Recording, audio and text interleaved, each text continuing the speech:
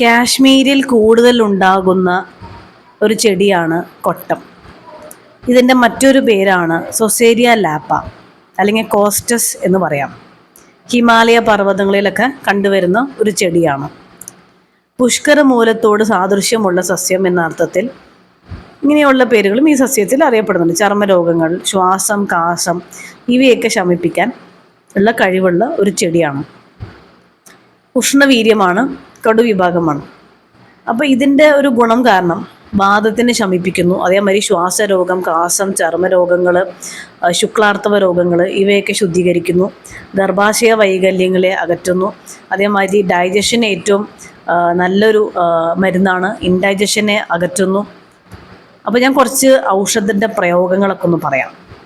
കൊട്ടവും ഇന്ദുപ്പും നല്ലതുപോലെ പൊടിച്ച് മിക്സ് ചെയ്തിട്ട് പുളിനീരിൽ കുഴച്ച് ദേഹത്തിൽ തിരുമിയാൽ എല്ലാ വേദനകളും മാറും.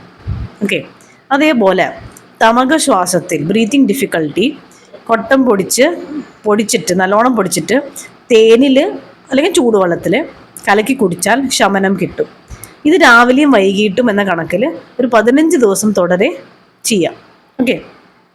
ഇനി വേറൊരെന്ന് വെച്ചാൽ കൊട്ടം, ദേവദാരു, രാമച്ചം, ചുക്ക്. ഇത് പച്ചമരുന്നിൻ്റെ കടയിൽ ചോദിച്ചാൽ നിങ്ങൾക്ക് കിട്ടും. അത് ഒരു എണ്ണയിൽ കുഴച്ച് തലയിൽ പൊതിച്ചാൽ തലവേദന അല്ലെങ്കിൽ തലയിൽ ഉണ്ടാകുന്ന ചൊറിച്ചിൽ മാറിക്കിട്ടും. ഓക്കെ.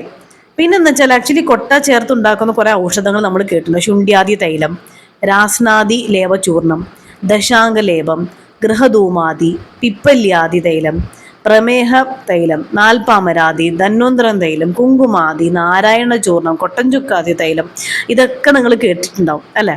അപ്പോൾ ഇതിൽ നിന്ന് എന്താ മനസ്സിലാക്കേണ്ടത്? ഇൻഡൈജഷന് നല്ലതാണ്, ബോഡി പെയിന് നല്ലതാണ്, റെസ്പിറേറ്ററി ഇഷ്യൂസിന് നല്ലതാണ്, ഇൻഫെർട്ടിലിറ്റിയും കൂട്ടും.